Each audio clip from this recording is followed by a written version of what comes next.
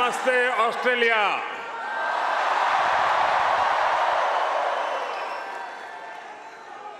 Australia के प्रधानमंत्री और मेरे प्रिय मित्र His Excellency Albanese,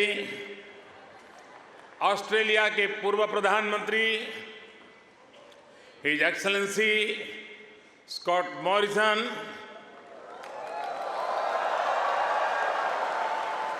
new South Wales के premier Chris Minns, foreign minister Penny Wong, communication minister Michelle Rowland, energy minister Chris Bowen, leader of opposition Peter Dutton, assistant foreign minister Tim Watts, New South Wales के उपस्थित मंत्रिमंडल के सभी आदरणीय सदस्य, Parramatta से संसद सदस्य डॉक्टर एंड्रयू चार्ल्टन, यहां उपस्थित ऑस्ट्रेलिया के सभी संसद सदस्य, मेयर, डिप्टी मेयर, काउंसिलर्स और ऑस्ट्रेलिया में रह रहे प्रवासी भारतीय जो आज इतनी विशाल संख्या में उपस्थित हुए हैं, आप सबको मेरा नमस्कार।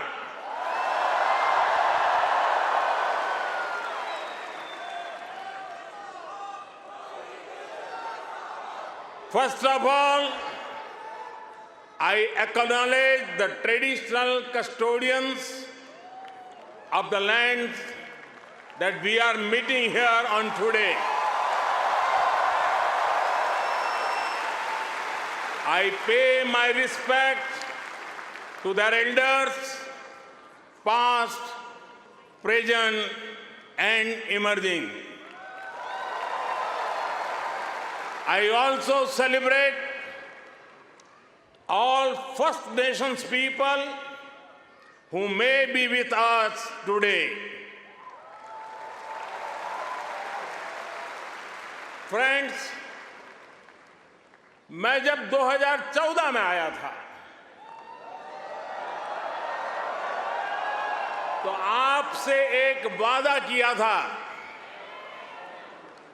वादा ये था कि आपको फिर भारत के किसी प्रधानमंत्री का 28 साल तक इंतजार नहीं करना पड़ेगा।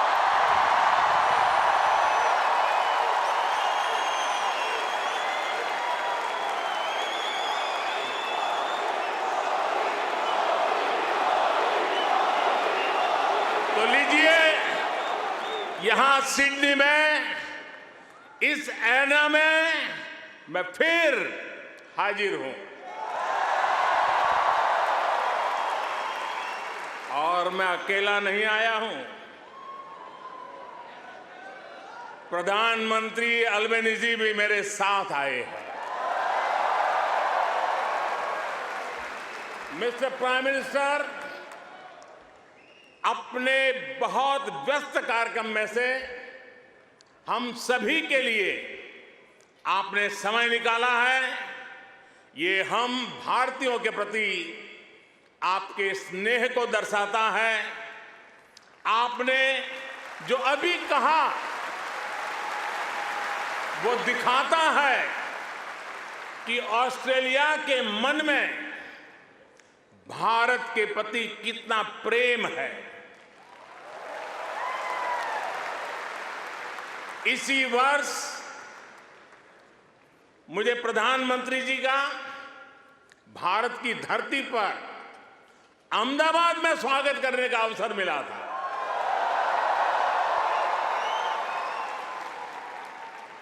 आज उन्होंने यहां लिटिल इंडिया के फाउंडेशन स्टोर को अनवील करने में मेरा साथ दिया है, मैं उनका बहुत बहुत आभार व्यक्त करता हूं। Thank you my friend Anthony.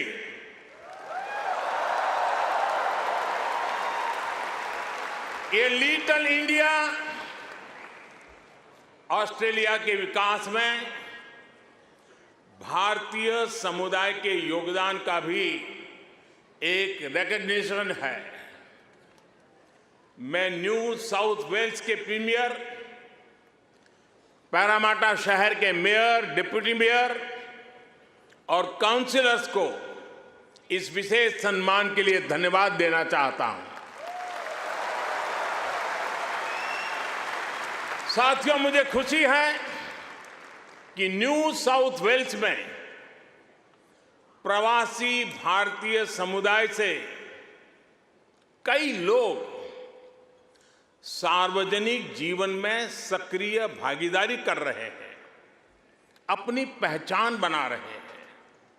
वर्तमान न्यू साउथ वेल्स की सरकार में डिप्टी प्रीमियर, प्रूकार, ट्रेजरर डेनियल मुखी बड़ा कंट्रीब्यूशन कर रहे हैं। और कल ही भाई समीर पांडे पैरामाटा के लॉर्ड मेयर चुने गए हैं। मैं सबका अभिनंदन करता हूं, बहुत बहुत बधाई देता हूं। साथियों, आज जब पैरामाटा में यह सब हो रहा है, तभी ये जानकारी भी आई है कि पश्चिमी ऑस्ट्रेलिया के पर्थ शहर में भारतीय सैनिक नयन सिंह सैलानी के नाम पर सैलानी एवेन्यू बनाया गया है। उन्होंने पहले विश्व युद्ध में ऑस्ट्रेलिया की फौज के लिए लड़ते हुए वीर गति प्राप्त की थी। इस सम्मान के लिए मैं पश्चिमी ऑस्ट्रेलिया के नेतृत्व का आदरपूर्वक अभिनंदन करता हूं। साथियों, एक समय था जब कहा जाता था कि भारत ऑस्ट्रेलिया के संबंधों को 3C डिफाइन करते हैं। ऐसा पहले कहा जाता था। ये कौन से 3C हैं? कॉमनवेल्थ, क्रिकेट और करी।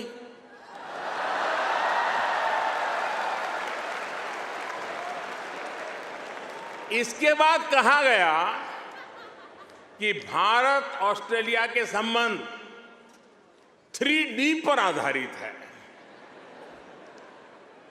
डेमोक्रेसी, डायस्पोरा और दोस्ती। कुछ लोगों ने यह भी कहा कि भारत ऑस्ट्रेलिया के संबंध 3E पर आधारित है। एनर्जी, इकोनॉमी और एजुकेशन। यानी कभी C, कभी D, कभी E। अलग अलग कालखंड में ये बात संभवतः सही भी रही है, लेकिन भारत और ऑस्ट्रेलिया के ऐतिहासिक संबंधों का विस्तार इससे कहीं ज्यादा बड़ा है। और जानते हैं, इन सारे संबंधों का सबसे बड़ा आधार क्या है? जानते हैं?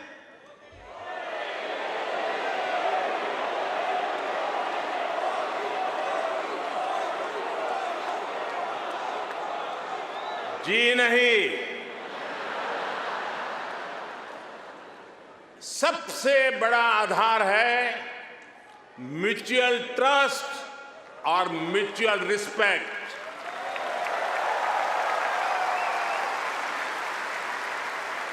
ये म्यूचुअल ट्रस्ट और म्यूचुअल रिस्पेक्ट सिर्फ भारत ऑस्ट्रेलिया के डिप्लोमेटिक रिश्तों से विकसित नहीं हुआ है।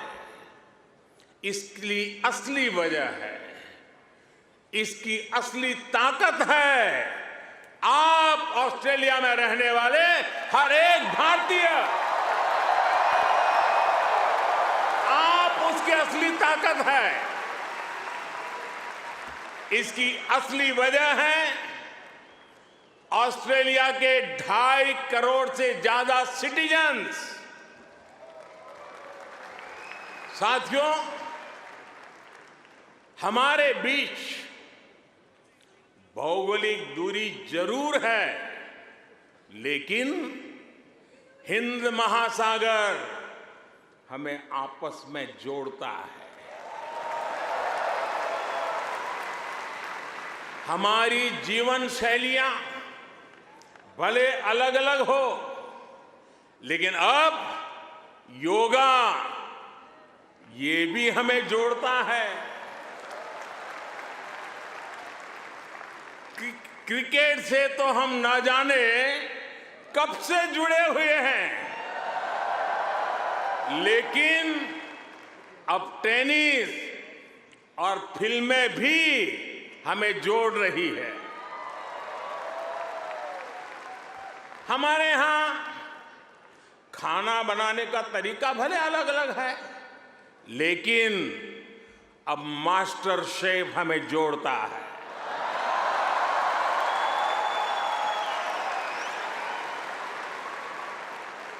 हमारे यहां पर्व त्योहार भले अलग अलग मनाए जाते हैं, लेकिन हम जुड़े हुए हैं दिवाली की रौनक से, बैसाखी के जश्न से। हमारे यहां भाषाएं भले अलग अलग बोली जाती हो, लेकिन हम जुड़े हुए हैं मलयालम, तमिल, तेलुगु, पंजाबी, हिंदी भाषाएं पढ़ाने वाले इतने सारे स्कूलों से। साथियों, ऑस्ट्रेलिया के लोग, यहां के निवासी इतने विशाल हृदय के हैं, दिल के इतने अच्छे और सच्चे हैं कि भारत की इस विविधता को खुले दिल से स्वीकारते हैं।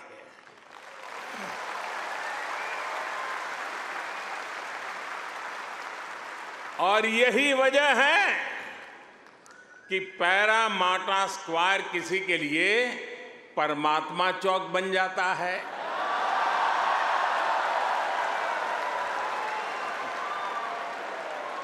विक्रम स्ट्रीट भी विक्रम स्ट्रीट के रूप में मशहूर हो जाती है, और हैरिस पार्क कई लोगों के लिए हरीश पार्क हो जाता है।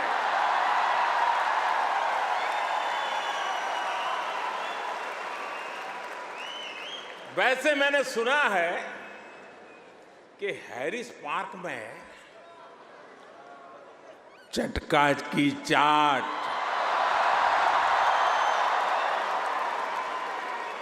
जयपुर स्वीट्स की जलेबी, उसका तो कोई जवाब ही नहीं है। मेरी आप सबसे रिक्वेस्ट है, आप लोग कभी मेरे मित्र पीएम एल्बनीज़ी को भी वहां जरूर ले जाइएगा। और साथियों, जब खाने की बात चली है और चाट की बात चली है, तो लखनऊ का नाम आना भी स्वाभाविक ही है। मैंने सुना है सिडनी के पास लखनऊ नाम की जगह भी है, लेकिन मुझे पता नहीं वहां भी चाट मिलती है क्या। अच्छा, यहां भी तो शायद दिल्ली के पास वाले लखनऊ के लोग होंगे ही होंगे, है क्या? वाह, वाकई Delhi street, Bombay street, Kashmir Avenue, Malabar Avenue जैसी कितनी ही सड़कें यहां ऑस्ट्रेलिया में आपको भारत से जोड़े रखती है। मुझे बताया गया कि अब तो ग्रेटर सिडनी में इंडिया परेड भी शुरू होने जा रही है। मुझे जानकर भी बहुत अच्छा लगा कि हां, आप सबने आजादी का अमृत महोत्सव भी बहुत धूमधाम से मनाया है। यहां की कई सारी सिटी काउंसिल में बहुत सारे कार्यक्रम किए गए हैं। सिडनी ओपेरा हाउस जब तिरंगे की रोशनी से सराबोर हुआ तो यहां हर भारतीय का दिल खुश हो गया। हिंदुस्तान में भी जय जयकार हो रहा था। और इसके लिए मैं न्यू साउथ वेल्स गवर्नमेंट का विशेष तौर पर आभार व्यक्त करता हूं। साथियों, हमारे क्रिकेट के रिश्तों को भी 75 वर्ष पूरे हो गए हैं।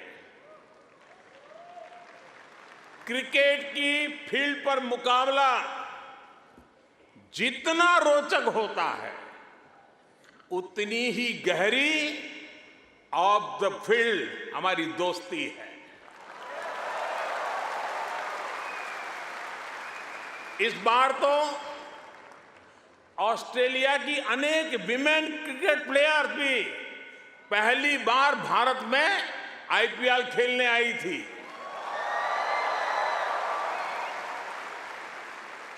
और साथियों, ऐसा नहीं है कि हम सिर्फ सुख के ही साथी हैं।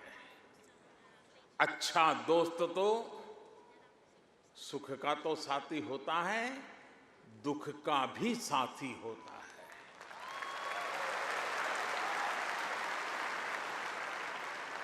पिछले साल जब महान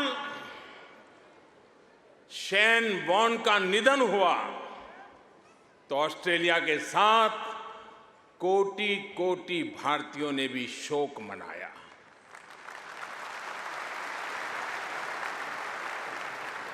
ये ऐसा था जैसे हमने अपना कोई खो दिया है। साथियों, आप सभी यहां ऑस्ट्रेलिया में हैं, यहां के विकास को देख रहे हैं। आप सभी का एक सपना रहा है कि हमारा भारत भी विकसित राष्ट्र बने।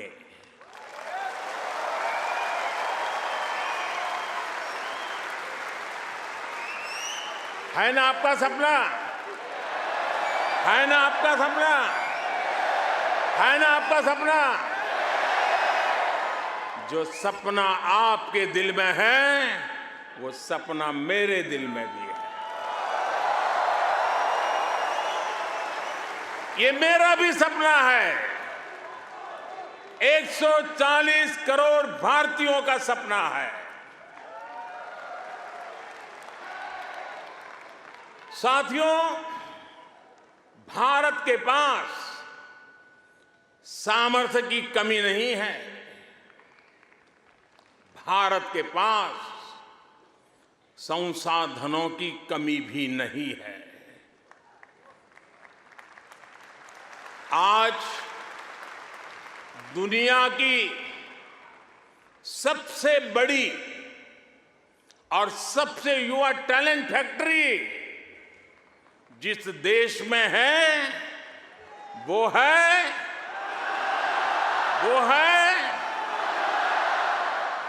सही जवाब दे रहे हैं आप, वो है इंडिया। मैं ये बात फिर दोहरा रहा हूं, आज दुनिया की सबसे बड़ी और सबसे युवा टैलेंट फैक्ट्री जिस देश में है वो है।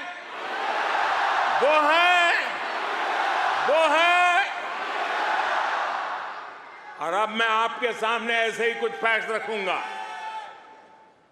और आपसे सही उत्तर जानना चाहूंगा, ठीक है? रेडी? कोरोना की इस ग्लोबल पैंडेमिक में जिस देश ने दुनिया का सबसे तेज वैक्सीनेशन प्रोग्राम चलाया, वो देश है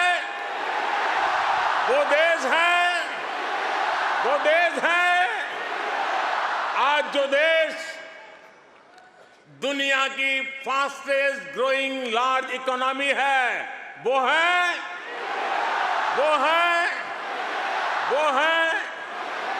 आज जो देश दुनिया में नंबर 1 स्मार्टफोन डेटा कंज्यूमर है, वो देश है।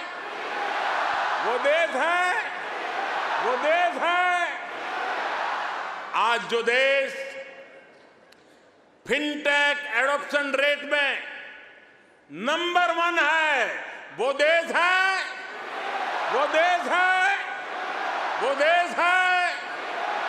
आज जो देश मिल्क प्रोडक्शन के मामले में दुनिया में नंबर 1 है, वो देश है। आज जो देश इंटरनेट यूजर्स की संख्या में दुनिया में नंबर 2 पर है, वो है। आज जो देश दुनिया का सेकंड लार्जेस्ट मोबाइल मैन्युफैक्चरर है, वो देश है। आज जो देश rice, wheat, sugar cane production के मामले में दुनिया में नंबर 2 पर है, वो है।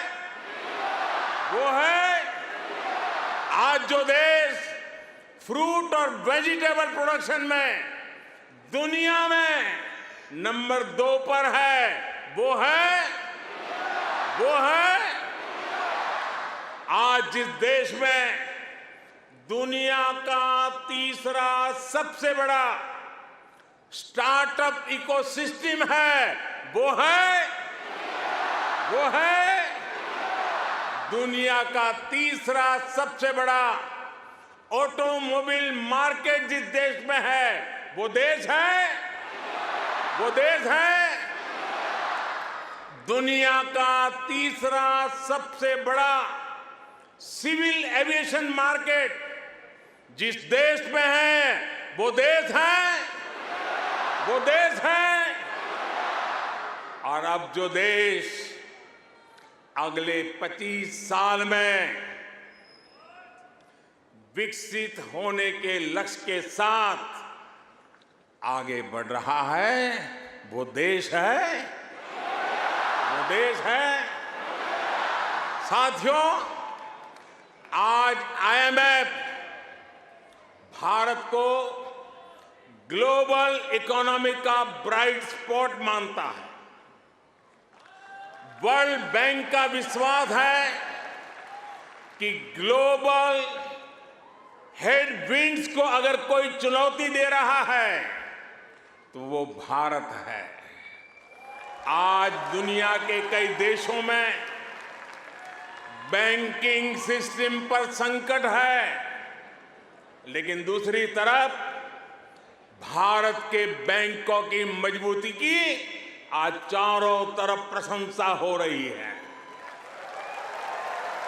दुनिया में 100 साल में आए सबसे बड़े संकट के बीच भारत ने बीते वर्ष रिकॉर्ड एक्सपोर्ट किया है। आज हमारा फॉरेक्स रिजर्व नई बुलंदियां छू रहा है।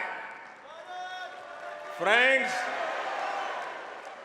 भारत ग्लोबल गुड के लिए कैसे काम कर रहा है, इसका उदाहरण हमारा डिजिटल स्टैक है। आप सभी भारत के फिनटेक रिवॉल्यूशन से भली भांति परिचित हैं। आपको याद होगा, जब मैं 2014 में यहां आया था, तब मैंने आपसे एक सपना साझा किया था। मेरा वो सपना था कि भारत में गरीब से गरीब का अपना बैंक खाता हो।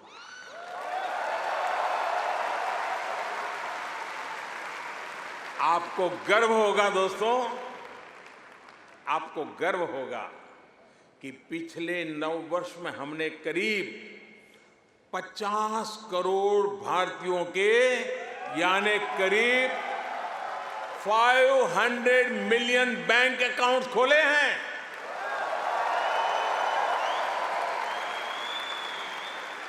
और सिर्फ बैंक अकाउंट खोलना ही हमारी सफलता, हम वहां अटकते नहीं हैं। इसने भारत में पब्लिक सर्विस डिलीवरी के पूरे इकोसिस्टम को ट्रांसफॉर्म कर दिया। हमने Jan Dhan bank account, mobile phone और आधार आईडी की एक जैम ट्रिनिटी, JAM ट्रिनिटी बनाई है। आप सोचिए, इसे एक क्लिक पर करोड़ों करोड़ों देशवासियों तक डायरेक्ट बेनिफिट ट्रांसफर DBT संभव हुआ है। और आपको और खुशी होगी, बीते 9 वर्षों में, यह आंकड़ा भी आपको बहुत आनंद देगा, बीते 9 वर्षों में 28 लाख करोड़ रुपए यानी 500 बिलियन ऑस्ट्रेलियन डॉलर से भी ज्यादा सीधे जरूरतमंदों के बैंक अकाउंट में भेजे गए हैं।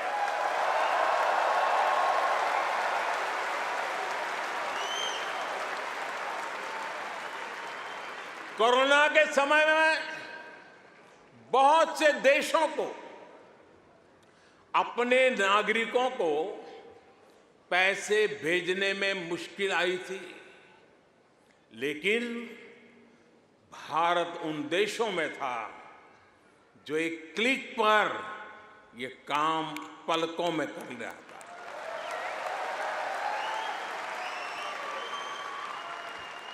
यूनिवर्सल पब्लिक इंटरफेस यानी UPI ने भारत में फाइनेंशियल इंक्लूजन को नई ऊंचाई पर पहुंचा दिया है।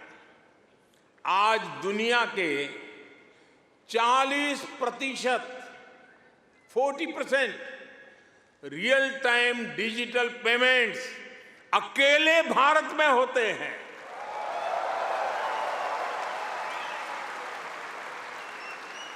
आप अभी भारत आए होंगे तो देखा होगा, आज फल, सब्जी या पानीपुरी के ठेले हो या फिर चाय की दुकान, सब जगह डिजिटल ट्रांजैक्शन हो रहा है। साथियों, भारत का ये डिजिटल रिवॉल्यूशन सिर्फ फिनटेक तक सीमित नहीं है। भारत आधुनिक व्यवस्थाएं बना रहा है, लोगों की ईज ऑफ लिविंग बढ़ा रहा है। इसका एक उदाहरण भारत का डिजी लॉकर है। इसमें ड्राइविंग लाइसेंस से लेकर डिग्री और प्रॉपर्टी के पेपर्स तक जो भी सरकार इश्यू करती है वो इस डिजिटल लॉकर में जनरेट होते हैं। करीब सैकड़ों तरह के डॉक्यूमेंट्स डिजिटल लॉकर में रिफ्लेक्ट होते हैं। आपको फिजिकल कॉपी स्टोर करने की जरूरत नहीं है, बस एक पासवर्ड काफी है। और इससे 15 करोड़ से ज्यादा यानी 150 मिलियन से भी ज्यादा भारतीय जुड़ चुके हैं। इस तरह के कितने ही डिजिटल प्लेटफॉर्म आज हर भारतीय को पावरफुल बना रहे हैं, ताकतवर बना रहे हैं।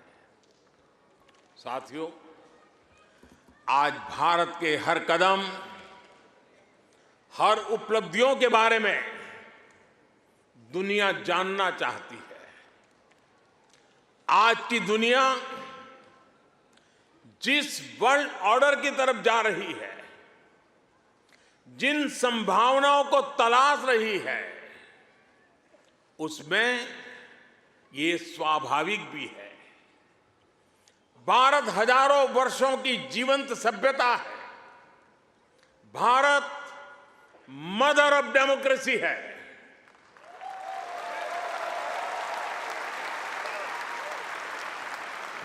हमने समय के अनुसार खुद को ढाला है, लेकिन अपने मूल सिद्धांतों पर, फंडामेंटल्स पर हमेशा टिके रहे हैं।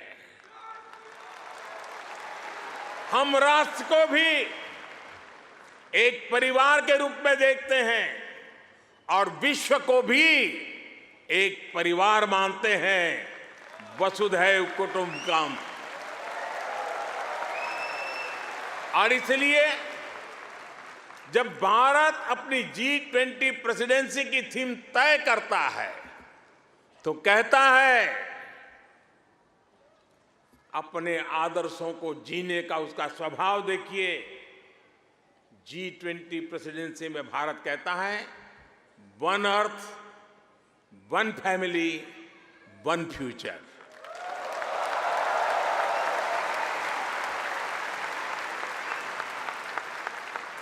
जब भारत पर्यावरण की रक्षा के लिए सोलर एनर्जी के बड़े लक्ष्य तय करता है तो कहता है वन सन, one world, one grid.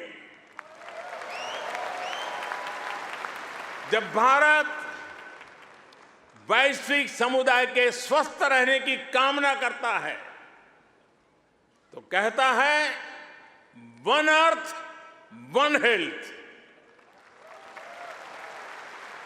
Bharat वो देश है जिसने कोरोना के संकट में दुनिया के 150 से ज्यादा देशों को उस संकट की घड़ी में दवाइयां भेजी।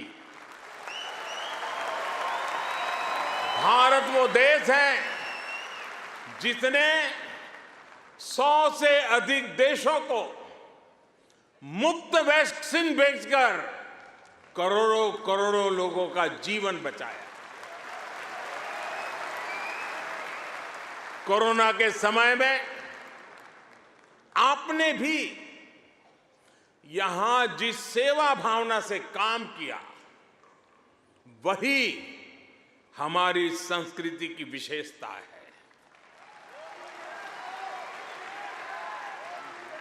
आज शहीदों के सरताज पंचम सिख गुरु श्री गुरु अर्जुन देव जी का शहीदी पर्व है। हमें गुरु जी के जीवन से सभी की सेवा करने शिक्षा मिलती है। गुरु अर्जुन देव जी ने ही दसंध प्रणाली शुरू की थी। इसी प्रेरणा से कोरोना के दौरान भी कितने ही गुरुद्वारों के लंगर ने यहां लोगों की मदद की। इसी दौर में कितने ही मंदिरों की रसोई यहां पीड़ितों के लिए खुल गई। ऑस्ट्रेलिया में रहकर पढ़ाई कर रहे स्टूडेंट्स भी बड़ी संख्या में लोगों की मदद के लिए आगे आए। विभिन्न सामाजिक संगठनों ने भी इस दौरान बहुत लोगों की मदद की। भारतीय कहीं भी रहे, एक मानवीय भाव उनमें समाहित रहता है। साथियों, मानवता के हित में ऐसे ही कार्यों के कारण आज भारत को फोर्स ऑफ ग्लोबल गुड कहा जा रहा है। जहां कहीं भी कोई आपदा होती है, भारत मदद के लिए तैयार मिलता है। जब भी कोई संकट आता है, भारत समाधान के लिए तत्पर रहता है। आज चाहे इंटरनेशनल सोलर अलायंस के द्वारा सौर ऊर्जा का उपयोग बढ़ाना हो, चाहे आपसी सहयोग के माध्यम से डिजास्टर रिजिलिएंट इंफ्रास्ट्रक्चर तैयार करना हो, चाहे इंटरनेशनल बिग कैट अलायंस को नेतृत्व देना हो, भारत ने हमेशा अलग अलग देशों को एकजुट करने के लिए एक बाइंडिंग फोर्स की तरह काम किया है। अभी अभी जब तुर्की में भूकंप ने तबाही मचाई, तब भारत ने ऑपरेशन दोस्त के द्वारा मदद का हाथ बढ़ाया। भारत अपने हितों को सबके हितों से जोड़कर देखता है। सबका साथ, सबका विकास, सबका विश्वास और सबका प्रयास,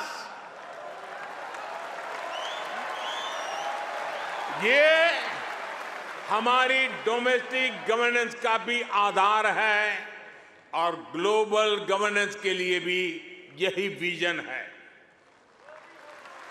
साथियों, आज भारत और ऑस्ट्रेलिया के बीच स्ट्रेटेजिक पार्टनरशिप निरंतर गहरी हो रही है। हाल में ही हमने इकोनॉमिक कोऑपरेशन और ट्रेड एग्रीमेंट ECTA एकता साइन किया है। अनुमान है इससे दोनों के बीच ट्रेड अगले 5 वर्ष में 2 गुने से अधिक हो जाएगा। अब हम कॉम्प्रिहेंसिव इकोनॉमिक कोऑपरेशन एग्रीमेंट पर काम कर रहे हैं। हम रिजिलिएंट और रिलायबल सप्लाई चेन्स का निर्माण कर रहे हैं। इससे दोनों देशों के बिजनेस को बल मिलेगा ही, दुनिया को भी नया विश्वास मिलेगा। आज भारत और ऑस्ट्रेलिया के बीच कई डायरेक्ट फ्लाइट्स हैं। बीते वर्षों में फ्लाइट्स की संख्या बढ़ी है। आने वाले दिनों में इनकी संख्या और बढ़ेगी।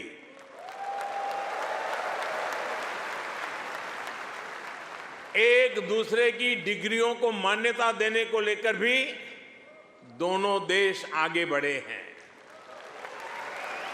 और इससे हमारे स्टूडेंट्स को बहुत लाभ होगा। Migration and mobility partnership agreement पर भी सहमति बनी है। इससे हमारे स्किल्ड प्रोफेशनल्स के लिए ऑस्ट्रेलिया आना और यहां काम करना आसान होगा।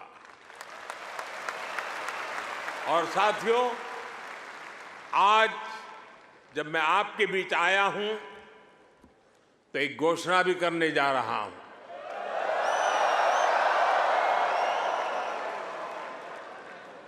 ब्रिस्बेन में भारतीय समुदाय की बहुत समय से जो मांग थी, अब उसे पूरा किया जाएगा। जल्द ही ब्रिस्बेन में भारत का एक नया कॉन्सुलेट खोला जाएगा।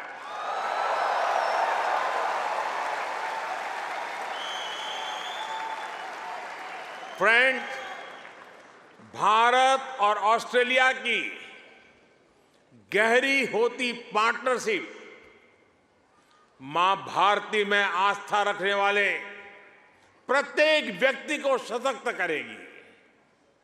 आपके पास टैलेंट है, अपनी स्किल की ताकत है और साथ ही अपने कल्चरल वैल्यूज भी है।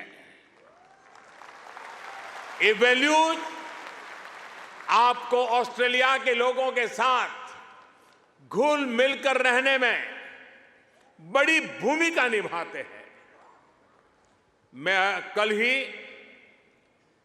पापुआ न्यू गिनी से आया हूं। वहां मैंने स्थानीय भाषा में तमिल साहित्य तिरुकुरल के अनुवाद का लोकार्पण किया। यह अनुवाद वहां भारतीय मूल के एक स्थानीय गवर्नर ने किया है। एक जीता जागता उदाहरण है कि कैसे हम विदेश में रहते हुए भी अपनी जड़ों पर गर्व करते रहें, जड़ों से जुड़े रहे। आप भी यहां ऑस्ट्रेलिया में भारतीय संस्कृति की खुशबू फैला रहे हैं। आप ऑस्ट्रेलिया में भारत के कल्चरल एम्बेसडर हैं, भारत के ब्रांड एम्बेसडर्स हैं। साथियों, मैं मेरी बात समाप्त करने से पहले आपसे कुछ मांगना चाहता हूं। देंगे? आवाज जरा धीमी हो गई। देंगे? पक्का? प्रॉमिस? मैं आपसे ये मांग रहा हूं और आपसे आग्रह करूंगा कि आप जब भी भारत आए, अपने साथ कोई न कोई ऑस्ट्रेलियाई मित्र और उनके परिवार को भी साथ लेकर के आए।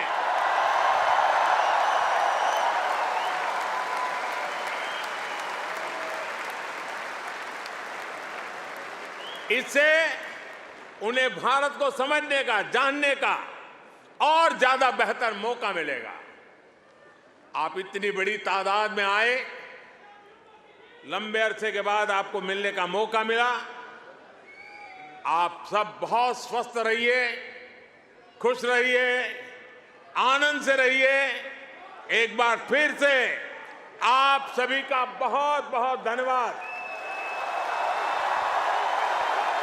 मेरे साथ बोलिए, भारत माता की, भारत माता की, भारत माता की, भारत माता की। बहुत बहुत धन्यवाद।